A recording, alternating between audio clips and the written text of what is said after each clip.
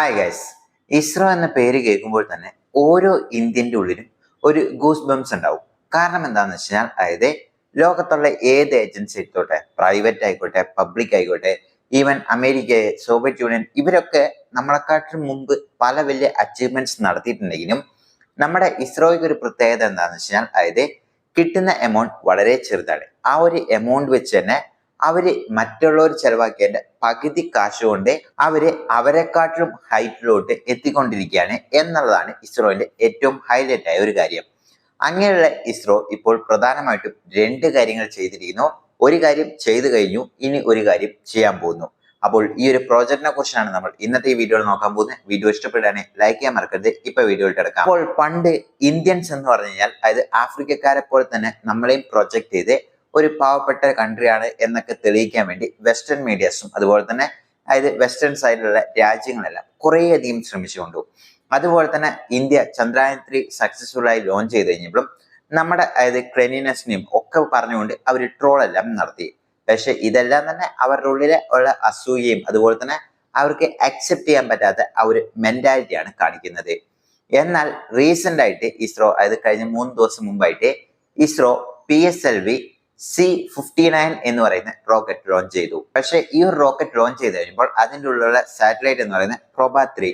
അപ്പോൾ ഈ ഒരു സാറ്റലൈറ്റ് എന്ന് പറയുന്നത് ഈ ഒരു റോക്കറ്റ് ലോഞ്ച് ചെയ്തത് നമ്മളാണെങ്കിലും നമുക്ക് വേണ്ടിയല്ല ഇത് ലോഞ്ച് ചെയ്തത്. അതെ, പണ്ട് നമ്മളെയൊക്കെ കളിയാക്കിക്കൊണ്ടിരുന്ന അതേ യൂറോപ്യൻസിന് വേണ്ടിയാണ്, യൂറോപ്യൻ കൺട്രിക്ക് വേണ്ടിയാണ് അവര് നമ്മുടെ ഇസ്രോയിനെ സമീപിക്കുകയും ഇസ്രോയുടെ PSLVനെ ഹയർ ചെയ്തുകൊണ്ട് ഇസ്രോയുടെ PSLVന്റെ അടുത്ത് അവരുടെ സാറ്റലൈറ്റ് കൊടുത്തുകൊണ്ട് അവർ ലോഞ്ച് ചെയ്യാൻ പറഞ്ഞു. അപ്പോൾ ഇങ്ങനെ ലോഞ്ച് ചെയ്യുന്നതുകൊണ്ട് തന്നെ ഇസ്രോയ്ക്ക് ഇതിൽ നിന്ന് ഇവര് സണ്ണിന്റെ കൊറോണ എന്ന് പറയുന്ന ആ ഒരു റീജിയനാണ് പഠിക്കാൻ വേണ്ടി ഈ ഒരു സാറ്റലൈറ്റ് ലോഞ്ച് ചെയ്യുന്നത്. അങ്ങനെ ലോഞ്ച് ചെയ്യുന്നതുകൊണ്ട് നമുക്ക് ആ പഠിക്കുന്നതിന്റെ കുറെ ഇൻഫർമേഷനും നമ്മുടെ കയ്യിൽ കിട്ടുകയും ചെയ്യും. ഇതുകൂടാതെ നമുക്ക് മറ്റൊരു ഉപയോഗം എന്താണെന്ന് വെച്ചാൽ ഇവർ ലോഞ്ച് ചെയ്യാൻ വരുമ്പോൾ ഇസ്രോയ്ക്ക് ഇതിൽ നിന്നും കുറേയധികം കാശുകൾ കിട്ടും. അപ്പോൾ ഇങ്ങനെയും നമ്മൾ ഇപ്പോൾ ഡെവലപ്പായി എന്നുള്ളതാണ് സത്യം. എന്നാൽ നമ്മൾ അതല്ല എന്ന് പ്രധാനമായി നോക്കാൻ പോകുന്നത്. ഇസ്രോ അടുത്തതായിട്ട് PSLV C-60 എന്ന് പറയുന്ന റോക്കറ്റിലാണ് ലോഞ്ച് ചെയ്യാൻ എല്ലാവിധ തയ്യാറെടുപ്പുകളും എടുത്തിരിക്കുന്നു. അവസാന മിനിറ്റുള്ള പ്രോസസ്സുകളും ചെക്കിങ്ങുകളും മാത്രമാണ് ഇപ്പോൾ പോയിക്കൊണ്ടിരിക്കുന്നത്. അപ്പോൾ എന്തുകൊണ്ടാണ് ഇത് പ്രത്യേകത എന്ന് വെച്ചാൽ ഈ ലോകത്തുള്ള ഓരോ രാജ്യങ്ങളുടെയും ആഗ്രഹം എന്തായിരിക്കും എന്ന് വെച്ചാൽ സ്പേസ് സ്റ്റേഷൻ ഉണ്ടാക്കുക.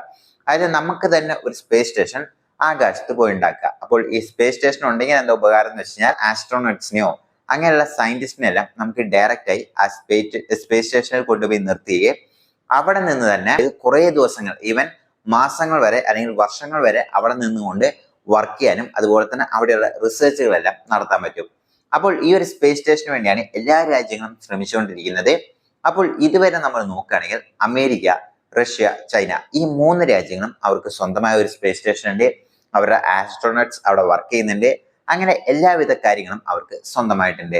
അപ്പോൾ ഇനി അടുത്തത് ആ റേസിൽ ആരായിരിക്കും എന്ന് ചോദിച്ചു കഴിഞ്ഞാൽ അത് ഡെഫിനറ്റ് ആയിട്ടും ഇന്ത്യ എന്ന പേര് തന്നെയായിരിക്കും എല്ലാവരും പറയാൻ പോകുന്നത്. ഇതിന്റെ കാരണം എന്താണെന്ന് വെച്ചാൽ നമ്മളെക്കാട്ടിലും പല വലിയ രാജ്യങ്ങൾ GDP-യിലുണ്ടെങ്കിലും അതുപോലെ തന്നെ പലതരത്തിലുള്ള ടെക്നോളജി അഡ്വാൻസ്ഡ് ആയിട്ടുണ്ട് എന്ന് പറഞ്ഞിട്ടുണ്ടെങ്കിലും ഇപ്പോൾ ഈ റേസിൽ 4ാമതായി ചേരാൻ പോകുന്നത് ഇന്ത്യയാണ്. അതാണ് ഈ ഒരു റോക്കറ്റിന്റെ പ്രത്യേകത. പക്ഷെ ഇത് അത്ര എളുപ്പമാണോ എന്ന് ചോദിച്ചാൽ അത്ര എളുപ്പമല്ല. അഗ്രഹാകാശത്ത് ഒരു സ്പേസ് സ്റ്റേഷൻ ഉണ്ടാക്കണം. അതിന് തന്നെ ആദ്യമായിട്ട് തന്നെ കുറെ ചലഞ്ചസ് ഉണ്ട്. ആസ്ട്രോണട്സിനെ പറഞ്ഞയക്കണം. അതുപോലെ തന്നെ ഏറ്റവും പ്രധാനപ്പെട്ട ടാസ്ക് എന്താണെന്ന് വെച്ചാൽ ഡോക്ക് ചെയ്യുക എന്ന് പറയും. സ്പേസ് സ്റ്റേഷൻ മാത്രം അവിടെ ഉണ്ടാക്കി വെച്ചാൽ പോരാ, അതിലോട്ട് ആസ്ട്രോണട്സിനെ അയക്കണം. അതുപോലെ തന്നെ അവിടെയുള്ള റിസർച്ച് മെറ്റീരിയൽ തിരിച്ചയക്കണം. ഇതിനെല്ലാം തന്നെ നമ്മൾ എന്താ ചെയ്യുന്നത് വെച്ചാൽ ഡോക്ക് ചെയ്യുക എന്ന് വെച്ചാൽ ഇപ്പോൾ സിമ്പിളായി പറയുകയാണെങ്കിൽ ഇവിടുന്ന് അയക്കുന്ന ആ ഒരു മിസൈലോ അല്ലെങ്കിൽ സാറ്റലൈറ്റോ അവിടെ പോയി നിർത്തിക്കൊണ്ട് അതിൻ്റെ ഉള്ളിലോട്ട് ഉള്ള ഇൻഫർമേഷൻ കളക്ട് ചെയ്യുക, അല്ലെങ്കിൽ അതിൻ്റെ ഉള്ളിലോട്ട് നമുക്ക് പോകുന്ന രീതിയിൽ 2 മാഗ്നറ്റ് ഇങ്ങനെ ഒരുമിച്ച് ഒട്ടിപ്പിടിക്കുന്ന രീതിയിലാണ് ഈ ഡോക്ക് ചെയ്യുക എന്ന് പറയുക. അപ്പോൾ ആ ഒരു രീതിയിലുള്ള പ്രോസസ്സാണ് ഏറ്റവും കഷ്ടമായ ഒരു പ്രോസസ്സ്. അതിന് ഉള്ള ടെസ്റ്റിംഗ് ആണ് ഇപ്പോൾ നടന്നുകൊണ്ടിരിക്കുന്നത്. അപ്പോൾ ഇതിന് നമ്മൾ കൊടുത്തിരിക്കുന്ന പേരാണ് സ്പാഡക്സ് എന്ന് പറയും, സ്പേസ് ഡോക്കിംഗ് എക്സ്പെരിമെന്റ്. അപ്പോൾ ഇതുകൊണ്ട് എന്താണെന്ന് വെച്ചാൽ ഈ ഒരു PSLV C-60 എന്ന് പറയുന്ന ഈ ഒരു റോക്കറ്റിൽ നമ്മൾ 2 തരത്തിലുള്ള സാറ്റലൈറ്റുകളാണ് അയക്കാൻ പോകുന്നത്. അപ്പോൾ സാറ്റലൈറ്റിൽ ഒന്നാമത്തെ വന്നെന്താണെന്ന് വെച്ചാൽ ടാർഗറ്റ് എന്ന് പറയുന്ന സാറ്റലൈറ്റും മറ്റത് വന്നിട്ട് ചേസർ എന്ന് പറയുന്ന സാറ്റലൈറ്റും. അപ്പോൾ ഈ ചേസറുടെ പ്രധാന ലക്ഷ്യം എന്താണെന്ന് വെച്ചാൽ 2 സാറ്റലൈറ്റും അവിടെ പോയി നിൽക്കും. അതിനുശേഷം ഈ ചേസർ ഈ ടാർഗറ്റിലോട്ട് പോയി ഡോക്ക് ആവുന്നുണ്ടോ എന്നുള്ളൊരു ഡെമോ പരിശോധനയാണ് ആദ്യം ചെയ്യാൻ പോകുന്നത്. അങ്ങനെ ആ ഡെമോ വിജയിക്കുകയാണ്, അതായത് PSLV C-60 വിടുന്ന ആ ഒരു ഡെമോ വിജയിക്കുകയാണെങ്കിൽ നമ്മൾ അടുത്ത സ്റ്റെപ്പായിട്ട്, അതായത് സ്പേസ് സ്റ്റേഷൻ ഉണ്ടാക്കാന്ന് വെച്ചാൽ അത് 1-2 റോക്കറ്റുകൾ മാത്രം പോരാ, അതിനായിട്ട് കുറെ വർഷങ്ങളുടെ പ്ലാൻ ഉണ്ട്, കുറെ വർഷത്തെ പ്രോജക്റ്റുകൾ ഉണ്ട്. ഇങ്ങനെയുള്ള പല കാര്യങ്ങൾ ചെയ്തു കഴിഞ്ഞാൽ മാത്രമോ ചാലഞ്ചസ് അക്സെപ്റ്റ് ചെയ്യാൻ പറ്റുള്ളൂ. ഇത് മാത്രമല്ല, നമ്മൾ ആസ്ട്രോണട്സിനെ അയക്കണം. അത് ആസ്ട്രോണട്സിനെ പോലും നമ്മൾ അയക്കുന്ന ഒരു റോക്കറ്റ് നമ്മൾ ഇതുവരെയും ഡെവലപ്പ് ചെയ്തിട്ടില്ല. അതാണ് ഗഗൻയാൻ എന്ന് പറയുന്ന മിഷൻ അവിടെ പ്ലാൻ ചെയ്തുകൊണ്ടിരിക്കുന്നത്. അതും ഏകദേശം 2030 ഉള്ളിൽ തന്നെ അയക്കും എന്നാണ് ഇസ്രോ ഇപ്പോൾ നമുക്കൊരു ഉറപ്പ് നൽകിയിരിക്കുന്നത്. ഇതൊരു ചെറിയ കാര്യമാണോ എന്ന് ചോദിച്ചാൽ ചെറിയ കാര്യമല്ല. കാരണം എന്താ വെച്ചാൽ അത് ഈ ഒരു റേസിൽ കുറേയധികം രാജ്യങ്ങളുണ്ട്. അത് യൂറോപ്യൻ യൂണിയനിലുള്ള പല രാജ്യങ്ങളുണ്ട്, അങ്ങനെയുള്ള പല രാജ്യങ്ങൾ, UK അങ്ങനെ തുടങ്ങിയ രാജ്യങ്ങളും ഈ ഒരു മിഷനിലോട്ട് പോകുന്നുണ്ട്. ജപ്പാൻ തുടങ്ങിയ രാജ്യങ്ങളും ഇതിനുവേണ്ടി അച്ചീവ് ചെയ്യാൻ നോക്കുന്നുണ്ട്. പക്ഷെ ഇപ്പോൾ ഈ ഒരു റേസിൽ ഒരു എഹെഡായി നിൽക്കുന്നത് ഇന്ത്യ ആണെന്ന് മാത്രമേ ഉള്ളൂ.